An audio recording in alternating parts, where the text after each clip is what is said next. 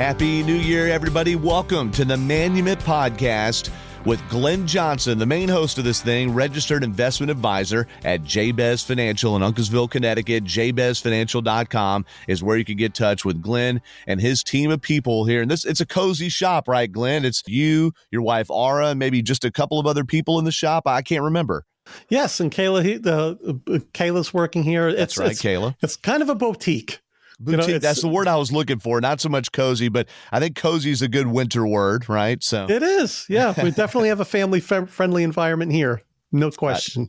I love that. Well, this is the Manumet Podcast. You can find it on the ManumetPodcast.com or under the podcast tab at JabezFinancial.com. We want you to like and subscribe on Apple and Spotify and so forth so you can get the notifications when these episodes come out every 2 weeks. But this is not at all the only media, Glenn, that you've been involved with. A few episodes ago, we talked about you being involved in a book with Les Brown, and now it's available to buy. So just give us the quick summary on that once again so people know where they can get it.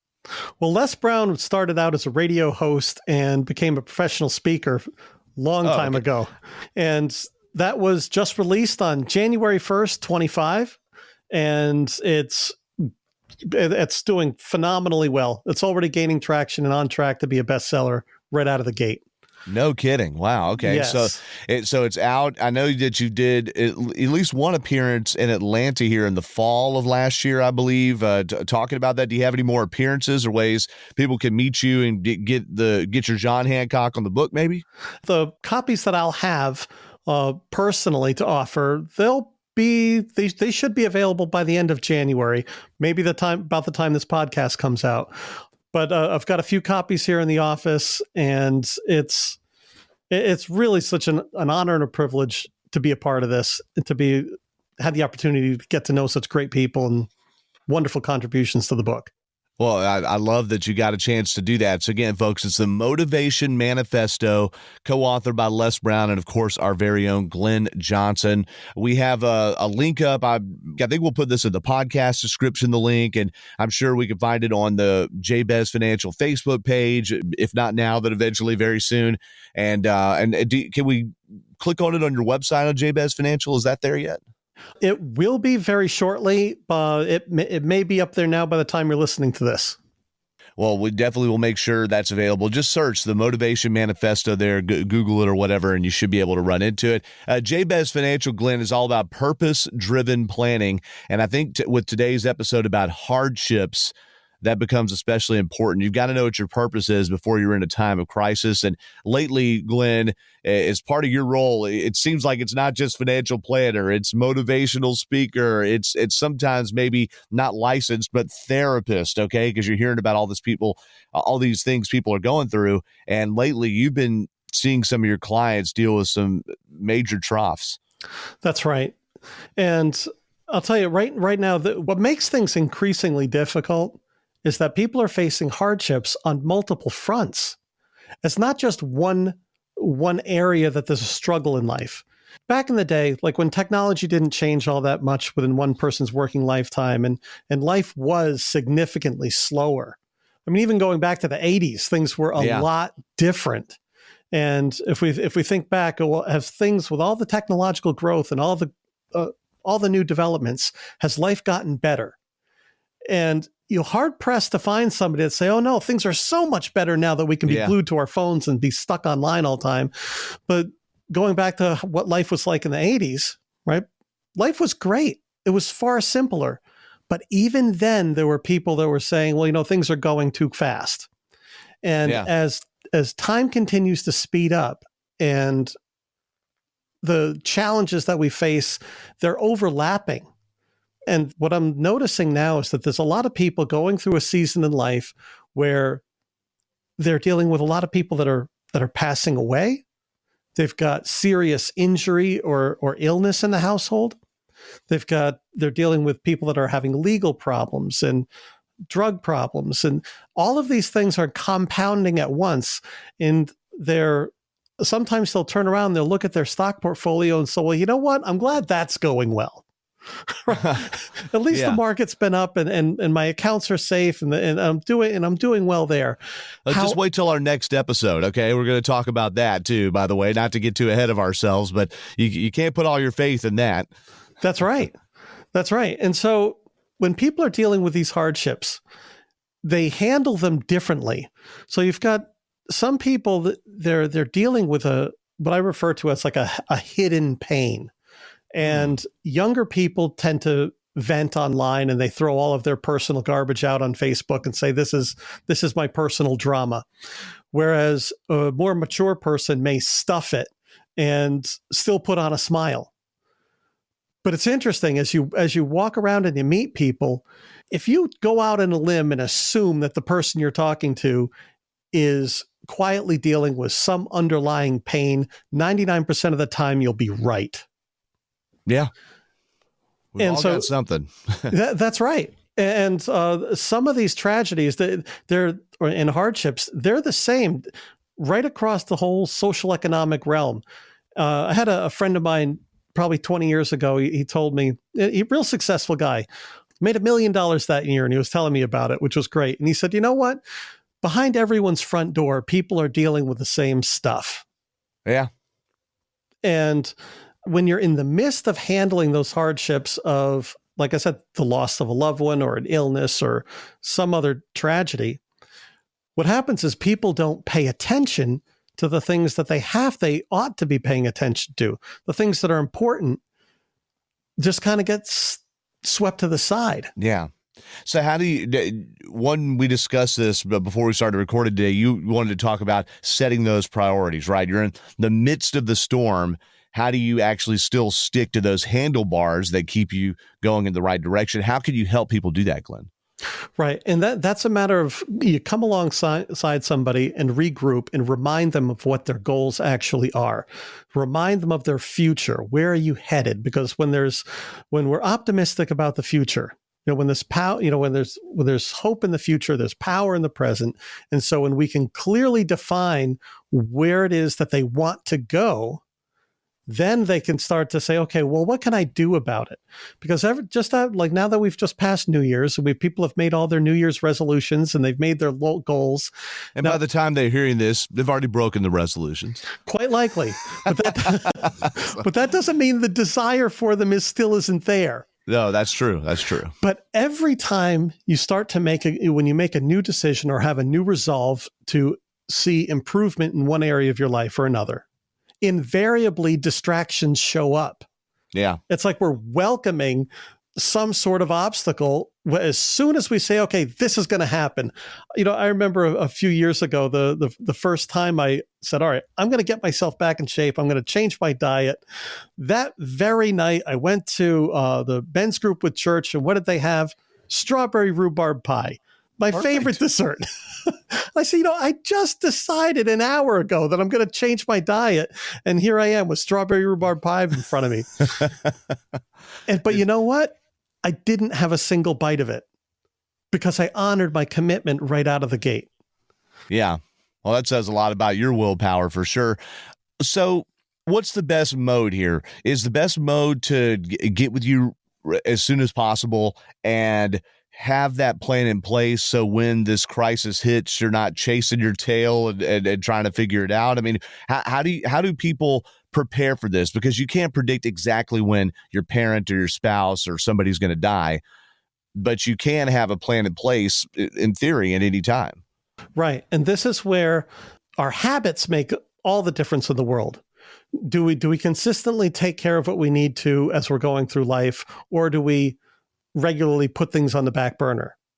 And what I want to bring to people's attention right now is we're coming off an exceptional bull run in the market. And so people haven't had to pay that much attention to their investment allocations because they've kind of been taking care of themselves. And during this time, as people have been dealing with their hardships outside of their finances, I kind of want to bring it to some people's attention, say, hey, wait, just because things have been good over here, don't ignore it. Don't ignore it because you're paying attention to things that really are more important. because there are more things that are more important than money. However, if it doesn't get addressed now, that may compound the hardship of everything else if it doesn't get addressed. Yeah.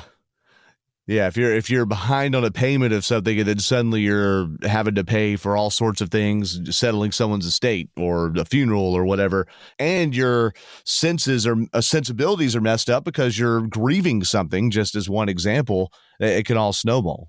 Right. And so that's what I said. It's right now it's been easy to not pay attention to the finances, especially because we've been distracted with other hardships. And so Right. why do we even want to, open up the portfolio and review it and take a look at it? But I'll tell you this, we want to do it before things go south economically. And when you begin to care for what you've put on the back burner, that increases your self-esteem. It increases your quality of life. So, because if you're the kind of person that says, you know what, I'm going to take care of the things that I don't feel like taking care of. I'm going to address something that maybe it doesn't, I'm not even aware that it needs to be addressed right now. But if you're the kind of person that takes care of those things before you have to, that adds to your confidence. It increases your self-esteem. It improves your quality of life. And it gives you more control in a healthy way.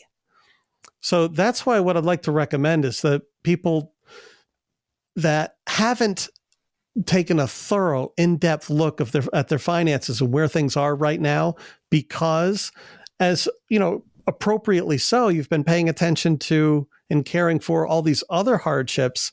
Yeah. I can assure you that addressing this now and caring for your investment allocations and your plan, by addressing that now, it will make you not just save you a bunch of money, but it will actually increase your quality of life, because you're the kind of person that cares for things even if you don't feel like it.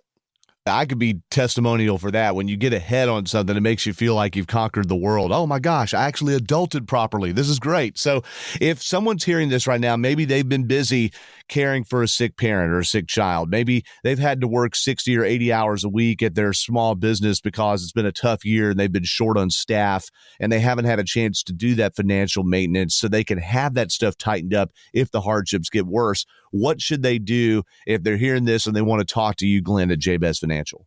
Regardless of the time, what I say, whether you get out of work late or you're waking up super early, you have to take some sort of action step.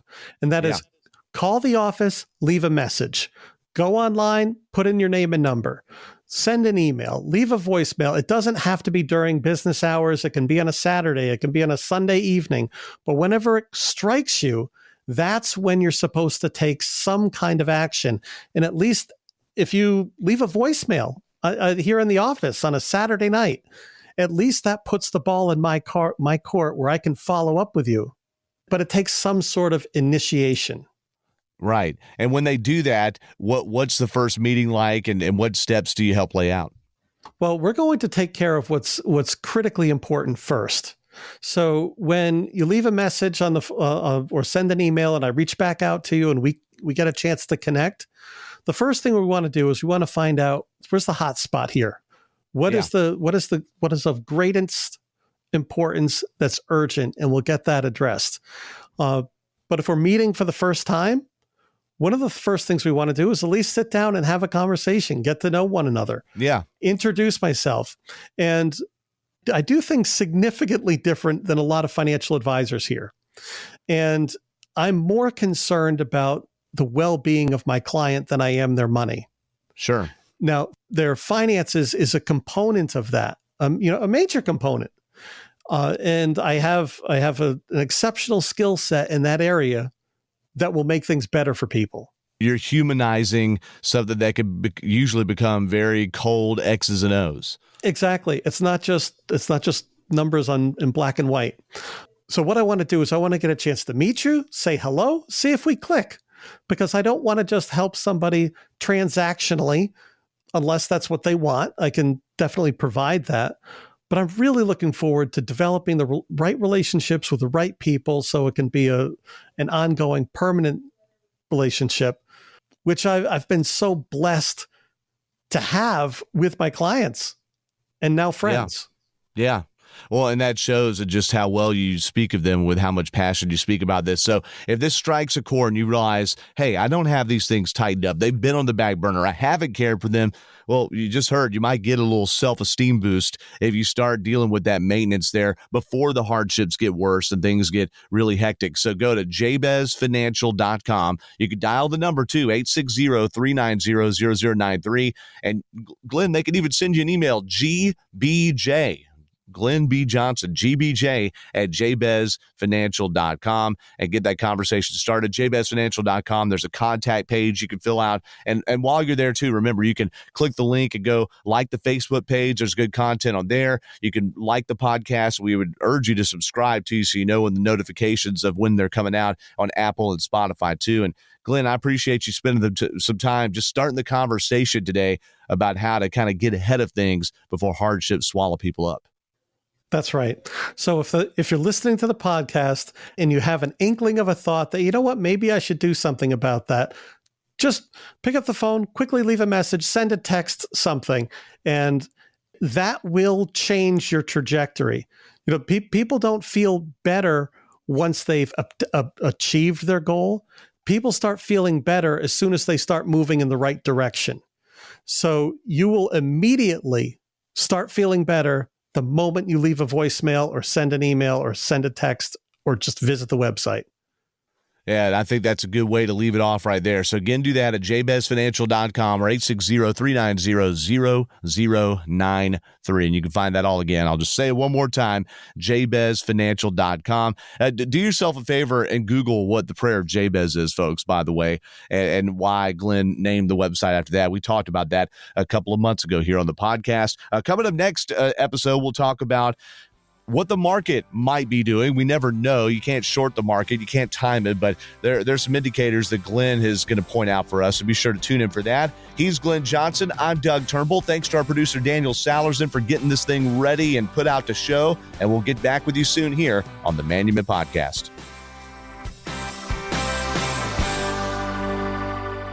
Investment advisory services offered through Jabez Financial LLC, a registered investment advisor firm. Registration is not an endorsement by securities regulators. By contacting us, you may be provided with information about insurance products, including annuities, offered through Glenn Johnson Connecticut Insurance, license number 4628409. The firms are separate entities. Annuity guarantees rely on the financial strength and claims-paying ability of the issuing insurance company and are not offered by Jabez Financial LLC. Read your contract for restrictions, limitations, or penalties. Jabez Financial LLC is not licensed in all 50 states. To find out if Jabez Financial LLC is licensed in your state, please call 860-390-0093.